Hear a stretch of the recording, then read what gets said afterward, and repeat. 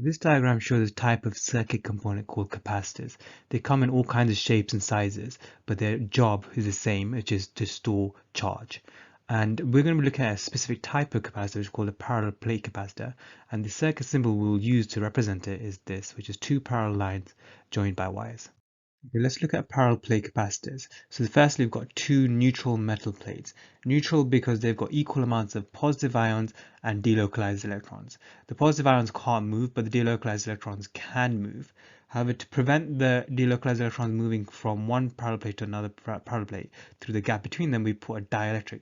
Now, we'll come on to how dielectrics work later, but they're insulated. They shouldn't be letting the current flow between the plates, directly between the plates. However, the current can flow between the plates in the circuit like so. So if I connect a circuit like this, and let's say I put a 6-volt cell, this is going to cause electrons to flow around. Immediately, the electrons are going to rush off the plate on the left. They're going to go off the plate and they're going to be added onto the plate on the right. This is because they're going to be attracted by the positive terminal and then repelled by the negative terminal onto the plate on the right. And as the charge comes off, the plate on the right becomes more and more negatively charged, and the plate on the left becomes more and more positively charged. The positive charge is because of lack of electrons, while the negative charge is because electrons are building up. But as the electrons build up on the plate on the right, it becomes more negative and it gets more difficult to add these electrons. Eventually, it will stop charging when the voltage across the capacitor is the same as the voltage across the cell. Okay, at this point, the current will become zero and it will stop charging. Okay, let's say instead of using a 6-volt cell, I use a 12-volt cell instead. In this case, the current can continue flowing for a bit longer and we can end up adding more charge to these plates. So there'll be more electrons leaving the plate on the left and more being added to the plate on the right. So overall, there will be more charge stored on the capacitor. And this will stop charging when it reaches 12 volts, like so. So actually, since we went from 6 volts to 12 volts, we would have doubled the amount of charge we stored on the capacitor. And eventually, once it becomes fully charged, when it's 12 across both, the current becomes zero.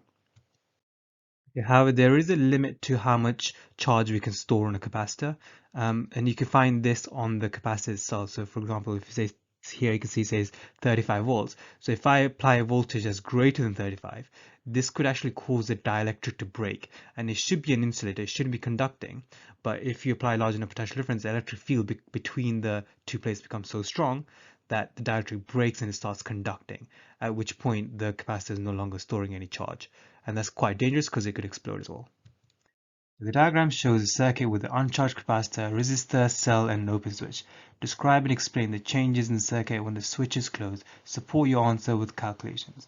When we close this switch, electrons will flow off one of the plates and be attracted towards the positive terminal, and it will be repelled from the negative terminal of the cell onto another plate. So current is going to flow around. I'm going to draw the conventional current which flows from positive to negative. Okay, at the very start of when the charging process, the current is going to be very large. The reason why the current is very large at the start is because the capacitor plates are neutral. So it's very easy to remove electrons from a neutral plate. It's also very easy to add electrons onto the other plate, which is also neutral. So at the beginning, we can think of the effective resistance of the capacitor as being zero. It's very easy to add electrons and remove electrons from this. While the resistor on the right hand side here has a 12 ohm resistance. So the voltage goes to the thing with the most resistance. So the capacitor gets 0 volts at the start and the resistor gets 6 volts. So now we can use Ohm's law to actually figure out the initial current, which is going to be where it's the largest. So using V over R, so the resistor is getting 6 volts divided by 12 ohms. There's an initial current of 0.5 amps flowing around the circuit. Okay, as the electrons leave the plate on the left and get added onto the plate on the right, the charge is building up. Eventually, we won't be able to add any more electrons to the plate on the right here because it's very negative. Okay, so we can think of the resistance of this capacitor as now being very large. So this is the effective resistance. So it doesn't actually have resistance. It's just a way of thinking about it. Okay, so the voltage across the capacitor is now 6 volts. So it increases to 6 volts. So at the same time, the total voltage in the circuit needs to add up to 6. So the 12 ohm resistor, its voltage decreased to 0. Okay, the total adding up to 6 there. The current in the circuit is also going to slow down because the capacitor has become fully charged. So that's going to decrease all the way to 0. The reason is obviously, like I said, you can't add in any more electrons onto a negative plate that's already very negative, becomes very difficult, and you can't remove electrons from a plate that's already very positive. Okay, so the charging stops when the voltage across the capacitor is also 6 volts, the same as that of the cell. Okay, part B of the question, once the capacitor is fully charged, the cell is removed and the circuit is closed again. Describe and explain the changes in the circuit. Okay, so now what we're going to do is we're going to talk about a discharging circuit. So when the capacitor is fully charged, it's got 6 volts across and the resistor has got 0 volts. If we remove this battery or the cell, sorry, and we close the connection like so, it's going to start discharging. So current is going to flow around the circuit.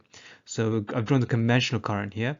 So the negative electrons are going to leave the negative plate and go on to the positive plate. I've drawn the conventional current going from positive plate towards the negative. Okay, the current at the start is going to be very large. It's because the electrons are repelling each other. There's a lot of electrons on the plate on the right. So it's going to be a large current. We can work that out because initially all the voltage that's across the capacitor is acting as a power supply now, is going to go to the resistor. So it's got 6 volts. So I'm going to use Ohm's law, 6 divided by 12. And once again, we've got an initial current of 0.5 amps. Okay, the current at the start is, again, like I said, is the largest at the beginning because the negative electrons are all repelling each other and being attracted onto the positive plate.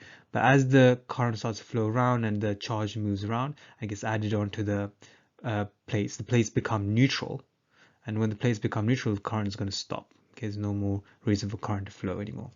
Okay, so the potential difference across the capacitor and both the resistor eventually reach 0, and at that point we consider it completely discharged.